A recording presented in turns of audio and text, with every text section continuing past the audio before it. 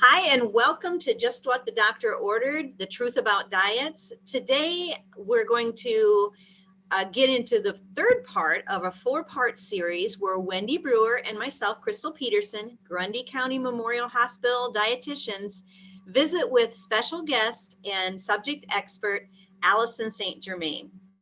Alison comes to us with 26 years of dietetic experience. She has a Bachelor of Science degree in dietetics and a master's degree in nutrition.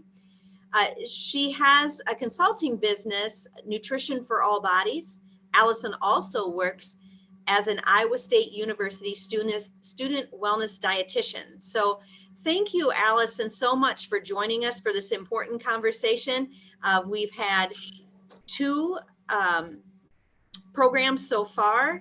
We'll just get started. Wendy, can you get us started with a question for Alison?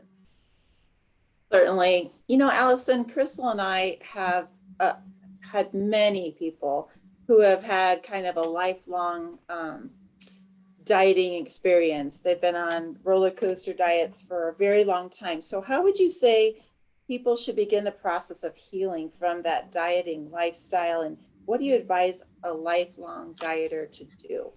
Yes, that is a great question. And I think it's important to recognize that chronic dieting and, trying to make your body smaller is really, it's a trauma. It's a trauma on your whole body, physically and mentally. And so I always recommend that a client works hand in hand with a dietitian and also a mental health therapist. And so that would be the start. And then secondly, to find a dietitian that is weight inclusive and does not do weight loss diets and is informed on intuitive eating. Intuitive Eating is a book by Triboli and Reish, and sometimes people get mindful eating confused with intuitive eating. Mindful eating is a part of intuitive eating, but intuitive eating is the 10 principles. And we'll look at the slide here to show you the 10 principles of intuitive eating. They are rejecting the diet mentality. And that is the first thing that somebody really needs to do to get off of this roller coaster, to just be angry at the lies that diets have told them, because we know that diets aren't sustainable long-term. There's a lot of evidence to support this, that between 90 and 97% of individuals on a weight loss diet will gain that weight back within 5 years. And so rejecting diets and all the tools that go along with it, as far as counting steps, weighing yourself, counting calories, all of that needs to go by the wayside in order for intuitive eating to be sustainable. And then we get into honoring hunger, making peace with food. I won't read through this whole list for you, but to notice that the very last principle is the gentle nutrition piece. And it's last on purpose because if we were to look at nutrition early on, it would just be turned into another diet again. And so we need to get through some of these other things, like legalizing all foods. For instance, saying that foods are not good or bad. They're inherently not a moral attachment to these foods, right? We have foods that are more nutrient dense than others, that's for sure, but they're not good or bad. And just getting rid of some of that language and challenging the food police and all of that is so important in order to develop body trust, because without the body trust, then you just can't really move forward. And that body trust is what takes the longest time to happen. I know that it's a process that we go through, but probably the biggest question I get is, what if I can't stop eating? What does that look like? What does that process look like as someone rejects this diet mentality? Yes, and that is a super common fear and very normal fear. And sometimes that's what paralyzes people from moving forward. And that it just shows right there that that fear of not being able to stop eating or to only crave foods they consider, junk foods, is showing that the body trust isn't there. And so reassuring somebody, and working with the dietitians that is intuitive eating informed to help them get through the process I lead 10-week workshops virtually with people, and it helps to do it along with a small group of people and to talk about the struggles and the fears and that sort of thing. And so just to let people know that the natural reaction to stopping dieting and legalizing food is going to be, at first, going to overshoot and eat past fullness. And so that scares people, but to know that over time, it's going to come back more into the middle if you think of that pendulum again. And so I always like to use the example. Let's say you were underwater and you were holding your breath for over a minute, right at the point where you cannot hardly hold it anymore. And you come up for air, and the first thing you do is take a big gasp of air. You overshoot because you were just like, you couldn't breathe and you really needed air. It's the same thing when you're pushing back hunger and you're dieting.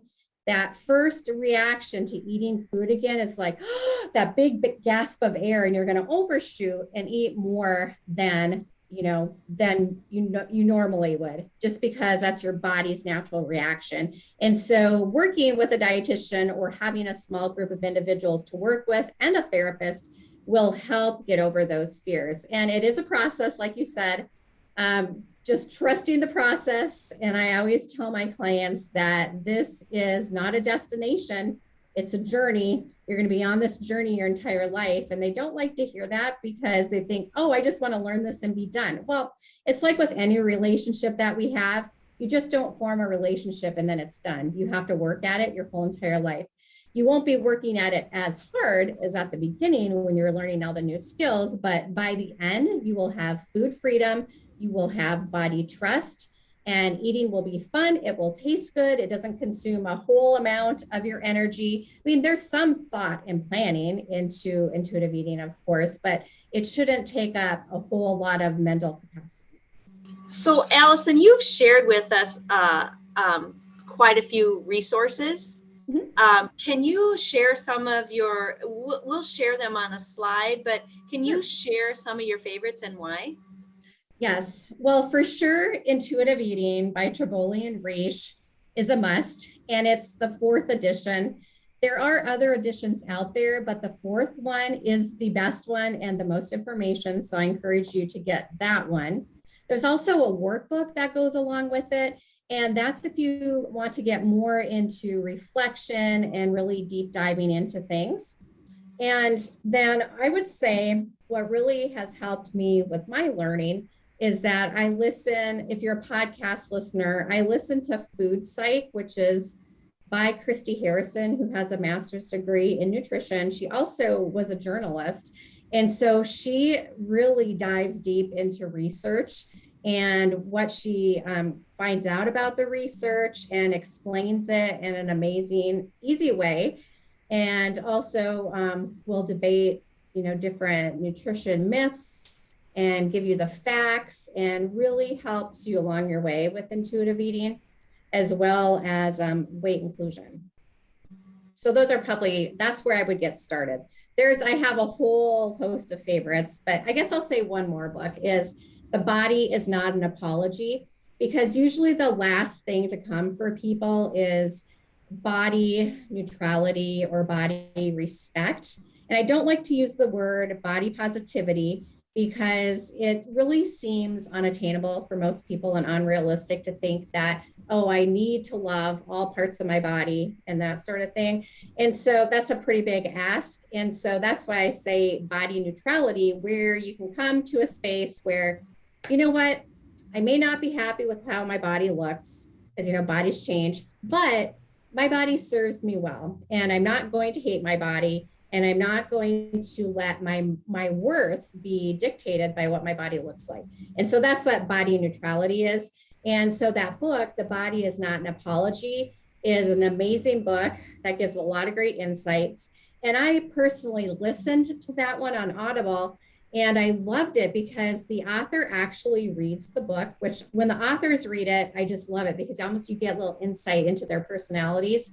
And she is also, her name is Sonia Renee Taylor, and she also is a poet. She's an artist. And so when she reads, it's just beautiful. And so it's really easy to listen to, and I highly recommend that.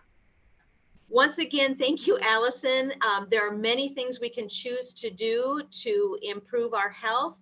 Be sure to join us next Tuesday as we can continue the conversation, just what the doctor ordered, the truth about diets. Thank you again. Thank you, Wendy. Thank you, Alison, and we'll see you next week.